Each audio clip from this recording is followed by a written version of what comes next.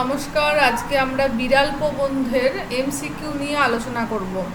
একাদশ শ্রেণীর নতুন সিলেবাস অনুযায়ী যে নতুন প্যাটার্নটা এসছে এমসিকিউ প্রথম সেমিস্টারের, সেই এমসিকিউগুলোর প্রশ্ন উত্তরগুলো আমরা আজকে দেখব। চ্যানেলে যারা নতুন তারা অবশ্যই চ্যানেলটাকে সাবস্ক্রাইব করে পাশে থাকা বেল আইকনটাকে প্রেস করে দেবে এবং বন্ধুদের সাথে চ্যানেলটাকে শেয়ার করে দেবে, তাহলে এই প্রশ্ন উত্তর অনেকেই দেখার সুযোগ পাবে। আমরা প্রথম প্রশ্নতে চলে যাচ্ছি আজকে।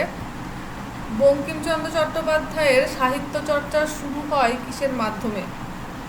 তো এখানে উপন্যাস, প্রবন্ধ, কবিতা, ছোট গল্প, চারটে অপশান রয়েছে। তাদের মধ্যে উত্তর হচ্ছে কবিতা। অনেকেই এই জিনিসটা হয়তো জানো না তোমরা, যে বঙ্কিমচন্দ্র চট্টোপাধ্যায়কে আমরা ঔপন্যাসিক এবং প্রাবন্ধিক হিসাবে জানি, কিন্তু উনি প্রথম জীবনে ললিতা, পুরাকালিক তথা মানস নামে একটা কাব্যগ্রন্থ লিখেছিলেন। তো সেইটা দিয়ে ওনার সাহিত্য চর্চায়, সাহিত্য জীবনে তার শুভ পদার্পণ ঘটে। তো উত্তর হবে এখানে সি। পরের প্রশ্ন, মার্জারের মতে 3 দিন উপবাস করলে বিচারক কি করবেন? মার্জারের মতে 4টে অপশান রয়েছে। ন্যায় বিচার করবেন, চুরি করে খেতে বলবেন, চোরের কষ্ট বুঝবেন এবং চোরের প্রতি সদয় হবেন। তো এখানে চুরি করে খেতে বলবেন আমাদের প্রবন্ধে রয়েছে। মূল প্রবন্ধটাকে নিয়ে আজকে আলোচনা করলাম না, শুধু এমসিকিউ নিয়ে আলোচনা করব। তোমরা কমেন্ট করে জানাবে মূল প্রবন্ধের বিষয়বস্তু তোমাদের প্রয়োজন কিনা। পরের প্রশ্ন, বিড়াল রচনায় বিড়ালের চামড়ার রং বা গায়ের রং কেমন ছিল? তো কালো রঙের বিড়াল ছিল, আমরা সবাই জানি এটার প্রশ্নের উত্তর। পরের প্রশ্ন, কমলাকান্ত নেশার ঘোরে নিজেকে কি ভেবেছিলেন? অপশান রয়েছে মার্জার, Napoleon, Wellington, duke. Option C, Napoleon উত্তর হবে।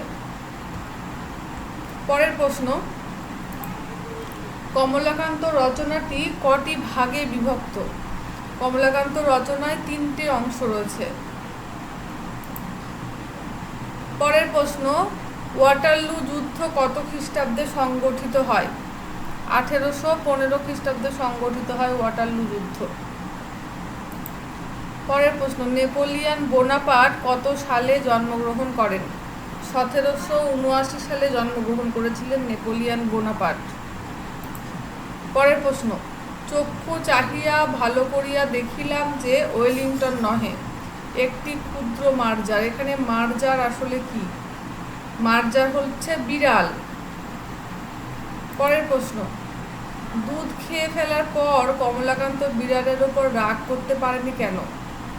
কারণ দুধের ওপর বিড়ালের অধিকার আছে বলে কমলাকান্ত মনে করত, সেই কারণে তার উপর রাগ করতে পারেনি।